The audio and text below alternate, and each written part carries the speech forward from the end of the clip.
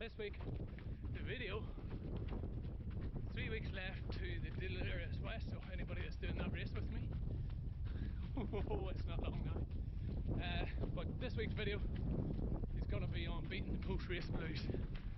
And before I get into that, I just want to take a moment, get my heart rate to drop, take a moment and thank everybody that has commented, left a post, liked a post, the new subscribers that have come and joined in the last couple of weeks, welcome aboard. Because them comments that we leave down in the YouTube description, in the comment section, really help other people that are looking for the video to gain some advice and knowledge that maybe they wouldn't otherwise have, guys. So really want to take this time to thank everybody that's put that effort in to make them comments. I answer everyone, so please please continue to drop your comments down the YouTube page or on the Facebook page, whichever you have come through, and yeah, let's help people that are watching these videos. It's the goal. If you're haven't subscribed and you're watching these videos, hit the subscribe button. Hopefully you'll gain a lot more information on it. Hit the little notification bell whenever you're doing that, and it will help you keep up to date with all the latest videos, guys. So let's get into it. Post-race blues for anybody, especially a race like a 200 miler where people have been training, hopefully training and giving 100% for quite some time, you know, anything maybe up till a year, 2 years possibly. People have been focusing on the like of this race and training for it.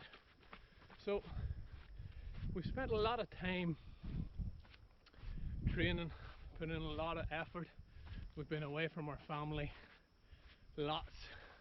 made lots of sacrifices, going to bed early to get up training whenever they're still up, getting up early in the morning, going out at the long hours of the weekend, missing out times with family, maybe even give up drink, certainly probably cut back on some food that we should have been having, but catching up with friends, doing all them things. Training for something like a 200 miler has a huge impact on somebody's lifestyle. Not necessarily a negative impact, but certainly an impact. And so we're focusing totally up to the race and for the race. We spend a lot of hours doing all them things, training. It's our sole focus. Everything else, and we can say, well, wife, family, kids, work are all a priority as well. But if we're honest, and you know we're honest here, we've probably put more effort into the race, or as much effort certainly as the wife and kids, maybe not as much as work, but we've certainly put hard work in. And now we're 3 weeks out from the race, all the excitement's building, people are starting to talk on the message boards, people are starting to kind of plan, looking forward to the start date, looking forward to getting in, wondering if they'll get it done. All that excitement, that buzz is going on, and it's a really exciting time. And then we do the race, and either it'll go the way we planned or the way it won't plan. In fact, probably it won't go the way we planned, but we will survive the race. We will finish the race because we're not quitters. Hopefully I survive the race now. We will survive the race. We'll push on, we'll get to the end. And that feeling at the finishing line. Wow. After however long, 3 to 4 days, whatever you're taking you, just moving, your constant goal and focused, keeping moving, getting to the finishing line, making sure that all the training, all the sacrifice for the family has been worth it. And you get to the finishing line and such an amazing buzz. Even though you're smashed and scrambled from the race and you might not feel like jumping up and down, you might not even have the energy to jump up and down, but your mind is going 1,000 miles an hour thinking about how you've achieved life-changing experience. Everything else is just undescribable. And that'll roll on for the next couple of days. The day after, you might be catching up with people around the race and still getting that bit of a buzz. The day after that, you'll probably be trying to recover, a little bit of pain, a little bit of suffering, but still on the message boards, checking results, talking to other people, seeing and living the dream. And that high, all your friends will be congratulating you, telling you well done, and you'll feel special, and quite rightly so. You've just achieved something amazing, but that'll only last so long, say maybe 2-3 weeks, and then obviously life moves on. Everybody's kind of heard about your success and heard about your stories, and we know that's not why we do it.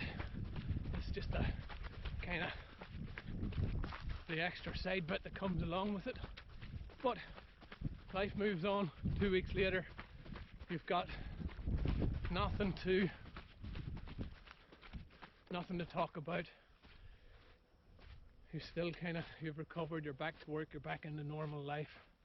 Your training's in recovery mode, and I think this is probably the key point, guys. Your training's in the recovery mode, so you're not training as much. You've got all this time in your hand. You're kind of sitting around, catching up, doing things around the house that you've probably put off, things with the family. Whatever you're doing in them few weeks, it's very easy to let your mind slip into what people call the post-race blues. So everything that you've been focusing on is now gone. All the excitement of the build-up's gone. All the excitement of the race finish is gone. And you're just kind of, it's just back to Glen, or whoever you are watching this. But you're just back and you're kind of going on now. I've been very lucky ever since the early days of the Ironman. I've heard about the post-race blues, and I've worked out a secret till how to avoid them. Yes, I would say I probably get them a little bit, and it's very similar to whenever I'm injured or can't train. I suppose it's that feeling of not doing anything, that gap filling the void. So what I like to do is, in the immediate weeks straight after a race, I like to catch up with all the friends, all the family, do all the things around the house that I haven't done, get all that stuff out of the road. But this is the real secret. Before the race even kicks off, have a plan in place, or a guide in place for what you're going to be doing next. Don't just settle on the one achievement. Don't just settle on, yeah, I've done that race, I'm going to take a few months off to think about things and see how things go. That's a dodgy game, and that's certainly where things can start playing on your mind, and you certainly can find that post-race blues or depression. What I would say is, if you can find something, doesn't have to be running, doesn't have to be training related, that can keep you focused for 2 or 3 months, give you something to work on, work to, build to, it's gonna go a long way to preventing them post-race blues. So look, my advice, the way I've always worked it, is I've always had the next challenge, because for me it's all about the challenges, not so much about improvement in time. And yes, I do like to improve in time, and yes, I do like to push myself to be better, but it's that next challenge this year for mine, secretly. Don't tell the wife, don't tell the boss even, but